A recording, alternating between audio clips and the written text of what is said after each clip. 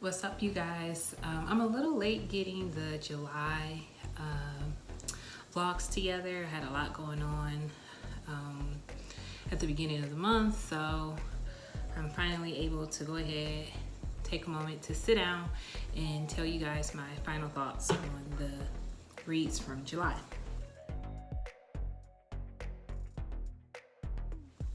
Now, I normally do this outside, but today was a little chilly because we get a nice breeze on the porch.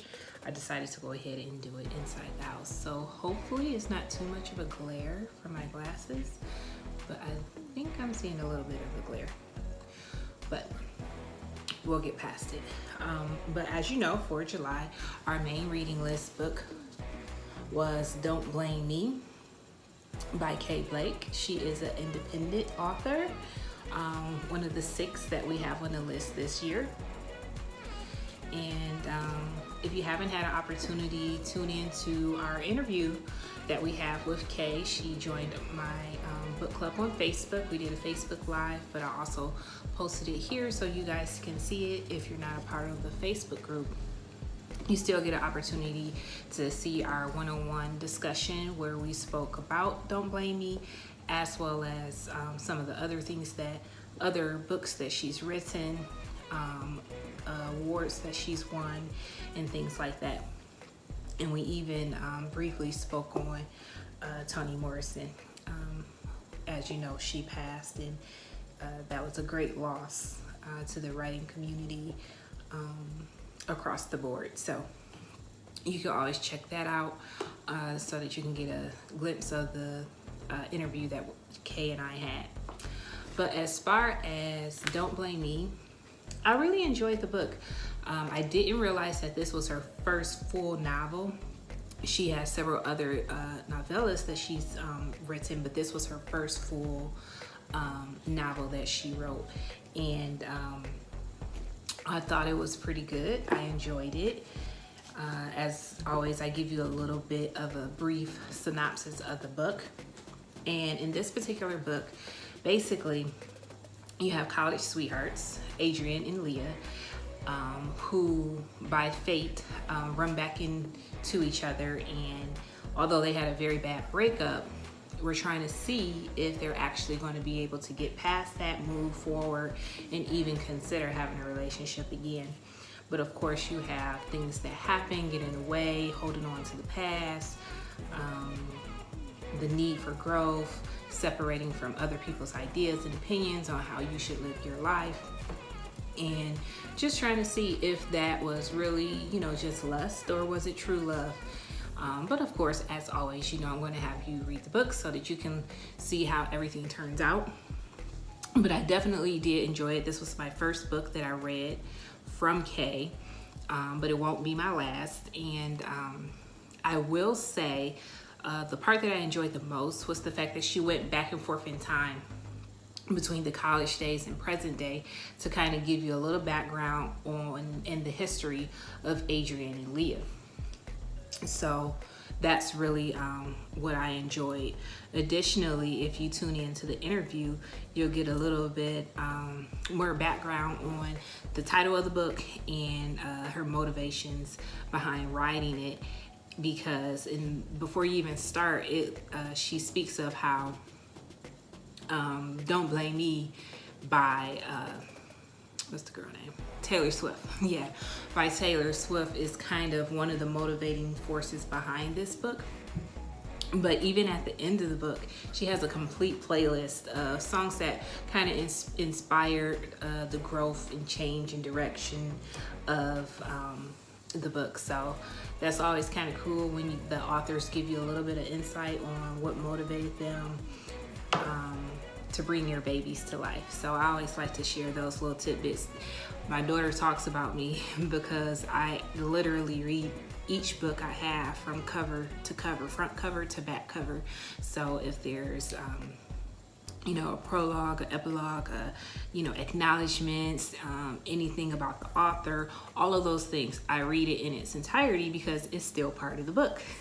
But So if you haven't checked that out or even noticed it, take a look at the playlist. Maybe you'll find some songs in there that you have heard and can relate to, haven't heard, and maybe you'll give it a listen, or take you back to a moment in time for yourself.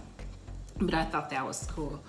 But I'll go ahead and get to what actually spoke to my soul. You guys know I'm always going back and forth between my computer and looking at my notes because I read several books. Last month, I think I got to 7 books. So between that and already we're into August. It's August 22nd or 23rd. I'm not sure. Wednesday was the 21st, today 3rd. So the 23rd. So this month I've already read 5 books and I'm on my 6th book now. So you get those stories running together, so I always have to refer back to my notes. But the first thing that spoke to my soul was the fact that you have to have growth is absolutely necessary as an adult.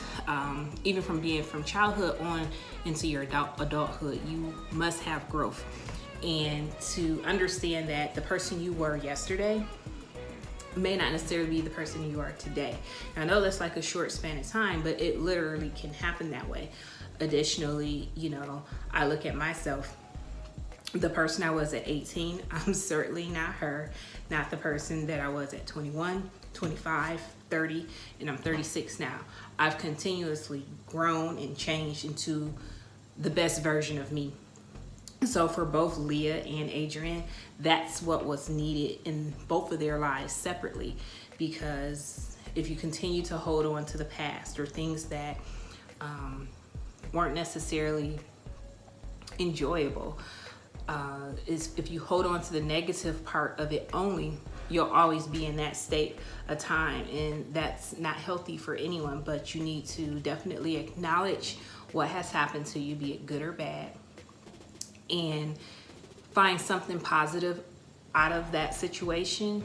Instead of looking at it as a failure or this totally sucks, take it and say, what can I learn from this personally? How can I be a better version of me as a result of this situation?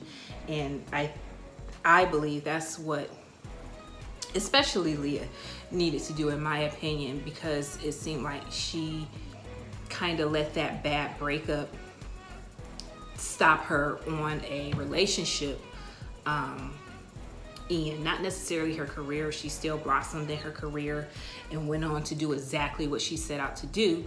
But I feel like when it came to relationships, she was still holding on to that negativeness, that it was a blocker, for her to be able to find happiness or on a relationship basis. Not saying you must have a relationship in order to be happy, but it appeared that Leah did want a relationship. She just wasn't ready to let go of what had happened to her in the past as of yet. But like I said, don't let those things hold you down. Pick yourself up, dust yourself off, and keep it moving. So that's the best way to go ahead and take care of those types of situations, because a lot of times if you focus on what the other person did, it's really counterproductive, because you can't do anything about what they did. But what you can do is address your feelings, and as long as a lot of times we avoid the feelings. We don't want to think about it. We don't want to say how it really affects us, but internally you're still processing that. So once you acknowledge how you feel about the situation and see what you can do next, because all you can control is you and no one else. So once you figure all of that out, now you can move forward. And I think in time, Leah and Adrian just might get that. I don't know. Y'all have to read the book to find out. Now, the next thing I would say is that stop listening to other folks. I know a lot of times people mean well, absolutely, and they love you to death and everything, but you have to realize you have to follow your own path. I know sometimes we feel like, oh, they want to protect me from making any mistakes or anything like that, but mistakes are life. That's how you learn to be a better person. If you ever just go through life and never experience anything bad, you may end up not appreciating the things that you do have. So I think that even the people who mean well, let's say parents, they definitely mean well, but you have to remember that the time that we're living in now is not necessarily the same times that they were living in 20, 30, 40 years ago. So not to say, okay, I don't want to listen to my parents at all. No, you have to learn how to discern which bits of advice you're going to take and apply in your life, and which may not necessarily apply to you. It's not a disrespect to them. It's just you being an adult and learning how to best apply the information that fits your particular circumstance, because your circumstance may not be what their circumstance was. So just keep that in mind. Even the most meaning well persons may not understand your journey.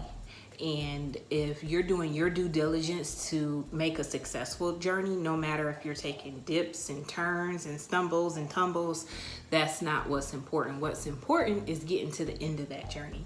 So that's what I would say for both Leah and Adrian, because a lot of times I felt like they were listening to what other people thought versus what their own thoughts on the matter was. But that's basically all I have for Kay's book, Don't Blame Me. Again, I thoroughly enjoyed it. It was an awesome read.